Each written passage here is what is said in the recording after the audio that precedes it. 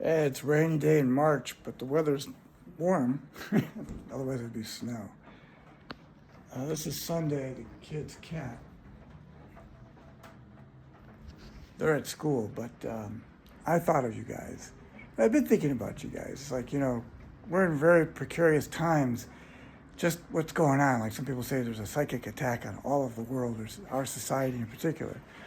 However you want to view it, our situation is kind of interesting, isn't it? That I make a video just for you, and I think about, wow, it's like, how are things rationalized and reality made out to be in such a way that one could excuse a certain behavior? And that behavior is that my kids don't have a viable, true aunt or uncle because of what they did to them, or to me, but it was definitely to my family, my side of the family. We're supposed to be family. And it's weird, like, what did I do that made it an excuse, a justification for you to act like that? Do you know that Elsa graduates high school in just a couple months, actually, right? So Sunday she has an interview at a college to get into a special program, and they only accept 10 freshmen into that particular program. It's really quite remarkable that they're meeting with her on that day and making a decision. So she's doing great. Ellen's doing great. She's a sophomore. But it's just interesting that whether it be greed or some kind of weird, vanity, power, or making other people wrong thing. Obviously, I don't want to go into a tirade here, but it's the experience of like, wow, you consider yourself spiritual, like so aware. And we're so attached to ego and protect story that would be something that would have been, at least what's covered up, right? And said about things to excuse or to justify again is just remarkable to me. I kind of study this, at least thinking about this in a sacred text sort of way. It's sort of like I write about this. And if you know anything about what I'm doing, ego is interesting. How we live through our projection in our mind, other than being aware of the selfie or right self-image and how we project that persona that has to be protected at all costs.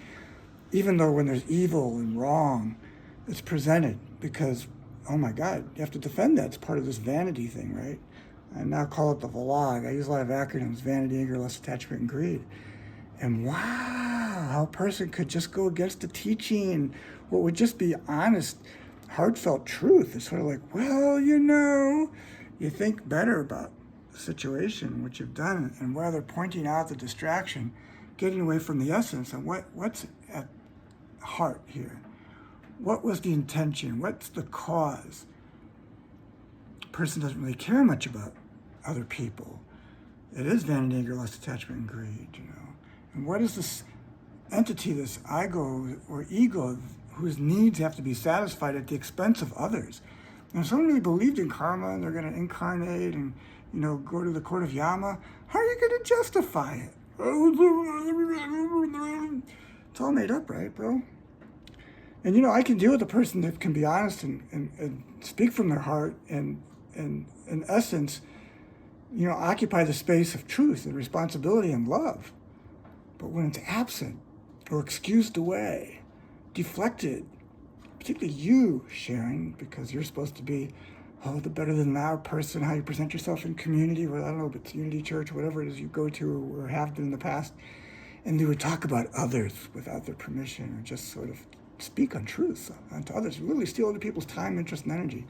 That's common. And just to talk about things to justify something that you know is made up, but you project it and put it into a discommunicable, it's dis-ease, literally. So how does one come clean and take the opportunity while they're still in this lifetime to sort of allow things to come to fruition? You can talk to me. I'm the easiest person to talk to. Why would I make the effort to speak into that evil, wrongness? My kids are very lucky that you are not a part of their lives, right? Because come clean. Change. Is there any inspiration, aspiration, desire to have a conscious, cleansing? What is enlightenment to you? How is it expressed in your life? It's a great, profound question, isn't it?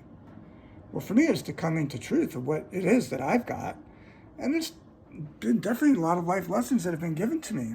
So I'm appreciative to what I have. Some people will say, well, you don't deserve it. How do you know what my life is like? You imagine me in some 1970s or 80s dimension? No clue at all. It's all made up in conjecture and made into some kind of like you know me justification for whatever that you did. Whether it was in times of Hannibal or whatever, you know, foot soldier you claim to have been. Get real, right? I mean, I'm going to appreciate you for who you are. And yes, there is an artistry to this and some cockamamie contrived mind. I'm curious about consciousness, aren't you? To at least have a conversation, to step up to the plate. And again, it's not defending or making the other person wrong. We know what happened. It's just coming clean about it. Don't you want to? Just keep the ill-gotten gains. He's going to want something back or return what we stole. Let's have a conscious conversation with yourself, with your spouse. And when you work around something which you might be afraid to do, or gosh, you know, that's a huge step or an undertaking to take responsibility. And before you say something, or maybe I can justify my reasonings for things, I don't know your story either, but I do know what happened. And it's quite amazing when someone got caught, rather than coming clean, wanting to make good, and value the relationship, one for a good karmic clear tie, like to have so you don't carry this into another lifetime, that you're going to owe something to my kids and you're going to repeat, you're going to have to deal with it at some point. Oh, rather now than later. Now might be the best time. You can talk to me. What do you want to talk about? Let's schedule some time. If you want to have a little bit of an agenda, or talk about some ideas or what the interest is or the intention, for me it's in having a true relationship. To end whatever that is going on for you. You know, if you feel like you owe me something, or the family, or you want to repay some way, or to reach out to the kids and make good, and you know, share that you had this epiphany. I know it goes against the grain of the ego to sort of step up and be the real person when the mask is always what's needing to be defended. It's tough, right? Well, what is it? Are you the little self or the spiritually attuned, aware master in the moment? When else would mastery appear? If not in the here and now. Check out my phenomenbook.com writing. grandtourideas.com. Yeah, I borrow from a lot of places. I'm putting together something that is weaving sort of a contextual fabric of explaining our social reality. That's my work and interest now, along with CEO directory and some other projects that hopefully will make the family money. But other than that, you know, whether you consider me irresponsible, having lived in another dimension, or crazy, whatever those things are, reach out. It's the value of the relationship, the connection, that maybe on a cosmic level carries you to a greater sense of community and consciousness, and the way that you make a better contribution than what has been while there's still time. That's my appeal. Well, you know, there is love, believe it or not. It's heartfelt, you know. I talk about this concept of ultra being our best. How is this expression as an equation for you? I don't want to get into scientific sort of, you know, study or sort of talk about something that would be like, oh, well, that was something that we can disagree with, so we'll sort of discount everything and just sort of and not consider what the deeper implications are. Consider the deeper implications, please.